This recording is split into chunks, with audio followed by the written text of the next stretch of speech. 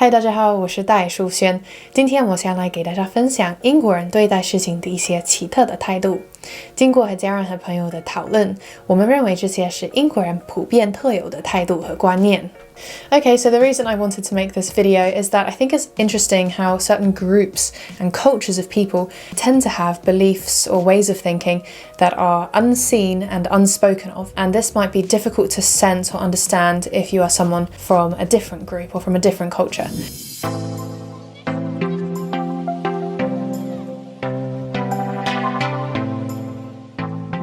So the first one that I've written is that we really hate boasting, and I think that's definitely a big part of British culture.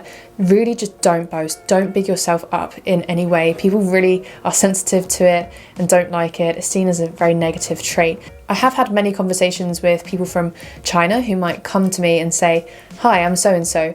I've been doing this for a while and I'm high up in this company," and tell me in quite a lot of detail about what they're doing for work and maybe how successful they are. And to me, I often feel like I've just met you and you're telling me this kind of information, and so I'm not quite sure what to do with the information. I just, nod and smile like, okay, that's great. Usually in conversation with a British person, those details about your career wouldn't really come to light at all, if ever, to be honest. Like if you were successful, you would just never mention it. It wouldn't need to be something that would be said. And the act of not mentioning it would be very admirable. Next, I've written that we don't want to appear weak in terms of accepting help, admitting we're sick, not working, or having a nap. Okay, so there's definitely this culture of we need to push through, we need to be seen to be busy and to be trying hard and almost to be suffering in a way. And this probably comes from, around the Industrial Revolution or the war, comes from those kind of periods. Our grandparents' generation were definitely very hardworking, this stiff upper lip, like keep going, keep calm and carry on type attitude. And especially taking 6 days off work is relatively, I think, and it's an unspoken rule that is not a great thing to do on a consistent basis. There'll be a kind of a judgment that's passed around the office. Where's so-and-so? Oh, they're sick again. Okay, interesting. And so people might not always be as sympathetic as perhaps they should be. Again, this is definitely a stereotype. Of course, there are many people who are very kind and sympathetic. Perhaps in comparison to other cultures, you might find that there's more of a looking down on being ill and being weak like this. Another example is taking a nap. You could quite possibly be seen as lazy if you take a nap at work. Number 3, we don't like talking about class even though we know it exists. Okay, so this is kind of a tricky subject. I think the class system in the UK has been relatively famous around the world.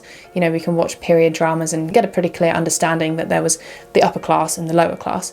These days, it's much more complicated than that and less clear, less obvious. It's difficult to tell what class or background someone has come from, as technology has meant that what we perceive to be good jobs is shifting and changing. People are coming into a lot of money in different ways, and it's easier to become like a multi-millionaire or something through entrepreneurship than, let's say, owning land. But having said that the class system is shifting and changing rapidly, there is a distinction between just being rich and being of higher class. Yeah, it's to do with subtle things like the way you speak, the way you dress, your interests, your hobbies. But the reason I've written it down is because it is never ever talked about, because it's seen as an unpleasant subject to talk about. And I definitely don't want to be one to push the idea of this class system still being alive and well, or to give you the false impression that, oh yeah, England is like very clear, like upper class, middle class, lower class.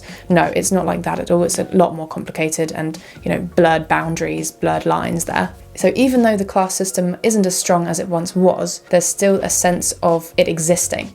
Let's say that two people from very different class backgrounds come into conversation with each other. They're going to feel don't quite get each other. The language is a bit different. The way we talk and our mannerisms are different, and so that makes people feel like they're almost from a different world. Even if you've grown up in the same town or neighbourhood, you can feel like there's a bit of a jarring sense that we're not quite of the same group. So whatever that is, I think many British people have had this experience in their lives, but they will never talk about it. It's not something that's mentioned. It's a kind of a subconscious recognition of there are differences between groups in some way. Now, number 4, I've had mixed reviews about this one, but I think in general British people tend to use social media less, and they use their phones maybe less. I have little bits and pieces of evidence that tell me this might be the case, particularly like Asian friends saying, oh, they've come to the UK, and their friends text them back within 5 or 6 hours, or even the next day, or 2 days or a week later, and it's still considered a normal communication and friendship. So yeah, I think people are just not texting their friends all the time, and means of communication tends to be people prefer to meet in real life than to be constantly texting back and forth.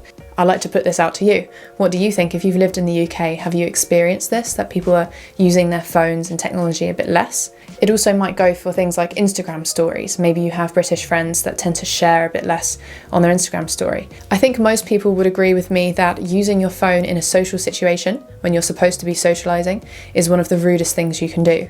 Unless you're just quickly checking Google Maps, or you quickly need to make a phone call, then you shouldn't be scrolling through things, checking social media, looking at your phone. People look down on that a lot.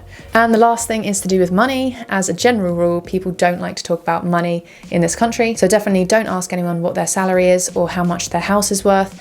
You'll be likely to be badly perceived if you ask that kind of question. You might come across a friend who's quite open and happy to talk about their salary, so if they give you that information, then that's fine, you can carry on talking about it. And people prefer to keep things kind of equal in terms of paying for each other's drinks and dinners, and just try and keep a bit of back and forth, but you don't need to talk about the specifics of like, you owe me £2 or whatever. Okay, so those are my 5 surprising British attitudes for today. Were you surprised? Let me know. If you like this video, give it a literal thumbs up, and then I will know to make part 2 of this series. 谢谢收看，我是戴楚轩，我们下次见哦。